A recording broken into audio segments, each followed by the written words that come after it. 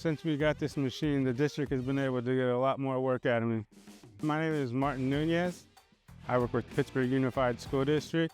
Last week we had a Labor Day, so we had the day off Monday. Monday is the day that we usually cut this grass here, so I had to skip it for that day. This is why it's so long today. This field here would normally take about 40 to an hour. With the Trimax now I can finish in about 20 minutes. So usually I start off in a corner, do the edge, then I'll work some stripes down the middle. I do a wide turn and then come back and clean it up. Yeah, I thought the taller grass would have to go over a second pass, but it did pretty good on the first one. With the old equipment, it would just bog down way too much. That's one thing I've noticed about this machine is I don't get it bogging down at all. So now that we have something that's more reliable, I haven't had a down day with the machine.